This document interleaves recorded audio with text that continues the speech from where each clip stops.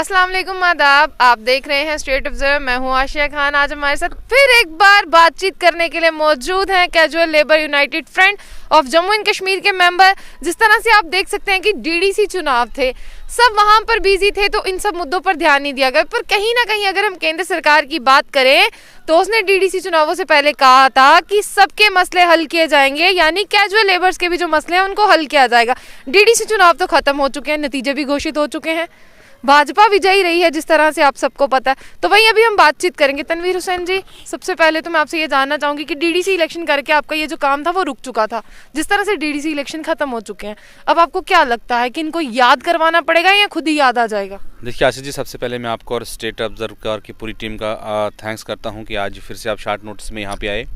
जैसे कि आप जानते हैं कि डीडीसी इलेक्शन जो पीछे आपने देखा कि बहुत वादे हुए, बहुत लोगों ने बढ़ चढ़ के हिस्सा लिया और लगभग युवाओं ने काफ़ी हिस्सा लिया और एम्प्लॉइज़ का काफ़ी एक अहम रोल रहा इस डीडीसी इलेक्शंस में।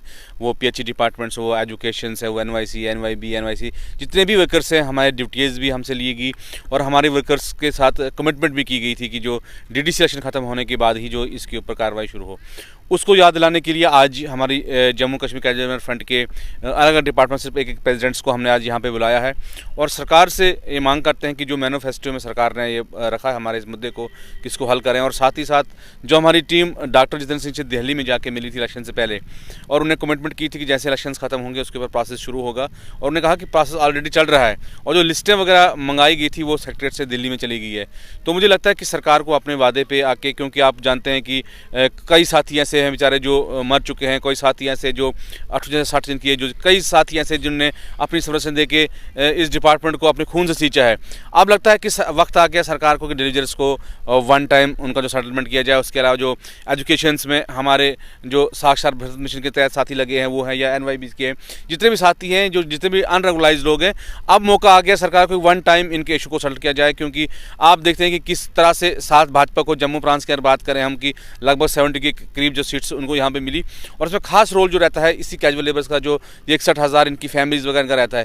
क्योंकि इस बार ना तो हम इसके अपोज कर रहे थे पार्टी को और ना ही हम इनके साथ में थे, लेकिन कुल मिला के अपने मुलाजिमों को हमने डायरेक्शन दी थी कि अगर सरकार इसी सरकार से हमने लेना है, अगर इस वक्त हम अपोजिशन कुछ देखी नहीं तो हमने लोगों को समझा बुझा के इस तरह से मोड़ा था और उसका रिजल्ट आपने ग्राउंड ऊपर पर देखा। हाँ, कहीं कुछ एक दो जगह ऐसी रहेंगी जहाँ जैसे मंत्री श्यामलाल चौधरी मंत्री देखा आपने, उनकी हार हुई, तो वो भी हमारे एक विभाग के मंत्री रहे थे और मुझे लगता है कि अच्छा काम वहाँ पे उस टाइम में होता था। आज शायद उनको ये नहीं देखना पाया। इससे पहले बाकी मंत्री जो पीएचई में रहे हैं, तो लगभग हर किसी ने हारा हो। तो ये बद्दुआ है जो गरीब जो वर्कर्स है, जिनके साथ जब कुर्सी मिलती है आपको, तो कुर्सी का आप सही से इस्तेमाल नहीं करते हैं, तो फिर ऐसे रिजल्ट्स की आशा रहती है।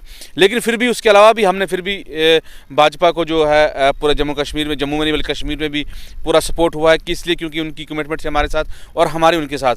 लेकिन जी एक चीज़ मैं आपसे पूछना चाहूँगी, किस तरह का लगता है बार बार एक ही चीज़ को दोहराना कि वो और कुछ मांग नहीं रहे हैं, अपना हक मांग रहे हैं, किस तरह का लगता है जब सरकार नहीं सुनती है?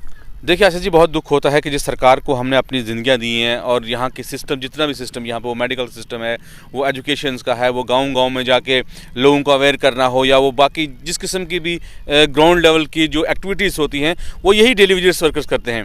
लेकिन अफसोस की बात है, जब इनकी राइट्स की बात है, आज 3 महीने से हमारी सैलरी नहीं है। मतलब अक्टूबर, नवंबर और दिसंबर भी चल जा रहा है, 3 महीने की सैलरी नहीं है। और पिछले सितंबर का सिर्फ 24 दिन की सैलरी आई है और कुछ साथी जो स्ट्राइक पर भी थे और आज उनको भी सफ़र करना पड़ रहा है। और कुछ लीडर आज घरों में छुपे हुए हैं। आज उनको वर्कर के साथ खड़ा रहना चाहिए था, लेकिन आज वो घरों में छुपा। उसके अलावा लैंड ओनर जिनने ज़मीनें दी है, उन बेचारों को अभी तक सैलरी नहीं है, 1 साल से सैलरी नहीं है। 1400 बंदा जो 12 वोचर के इश्यूज़ में है, जो अभी उनके वोचर पूरे नहीं हुए, उसमें सफ़र कर रहा है। तो उसके मुद्दे में पिछली बार भी चीफ इंजीनियर से मीटिंग हुई, आज भी हमारी टीम जो है चीफ इंजीनियर के पास जाएगी और जल्द से जल्द ये मुद्दे हल हों। अगर ऐसा नहीं होता आशीष जी, फिर मजबूर होकर 5 तारीख को एक हमारी मीटिंग और है, वो पीएचई लेवल की खाली होगी। उसमें हम आज भी डिस्कस करेंगे अपने प्रेसिडेंट के साथ और उससे भी डिसीजन लेके एक प्रोग्राम जो है हम देने जा रहे हैं, जो बहुत ज़बरदस्त प्रोग्राम है। स्टेट में कश्मीर और जम्मू के लोग जुड़ के उसमें प्रोग्राम हम देंगे।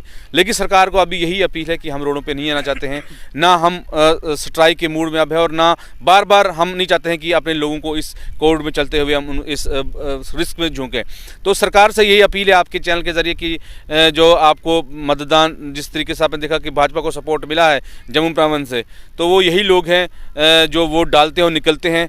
तो हमने पूरा अपनी तरफ से पूरा सपोर्ट किया है और कहीं ना कहीं अब भाजपा को भी चाहिए कि जो कमिटमेंट्स हमारे साथ की हैं, जो वादे किए हैं, उसको वक्त रहत पूरा करें, नहीं तो आगे आने वाला जो अब ये सैलाब होगा उसको रोकना सरकार के लिए मुश्किल होगा।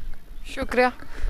जिस तरह से आपने बातचीत सुनी, बार बार सरकार को हमेशा जगाना पड़ता है। क्या ये नींद से सोई हुई सरकार कब जागेगी आखिरकार? खुद ही वादे करती है, खुद ही भूल जाती है। जिस तरह से तनवीर हुसैन जी ने बताया कि 5 तारीख को उनकी एक हाई लेवल की मीटिंग होगी, उसमें जो भी डिस्कशंस की जाएंगी, आखिर उससे पहले ही सरकार इनके मसले हल क्यों नहीं कर देती? काफ़ी बार सुनाते हैं घर का खर्च बहुत मुश्किल से चलता है। ऐसे सारे मसले हैं जो सरकारों के सामने काफ़ी बार रखे जा चुके हैं, फिर भी सरकार नहीं सुनती। तो यही इंतज़ामिया से अपील है, लेफ्टिनेंट गवर्नर से भी यही अपील है कि इनके मसले को जल्द से जल्द हल किया जाए। और ऐसी और भी अपडेट्स के लिए जुड़े रहिए स्टेट ऑब्जर्वर के साथ।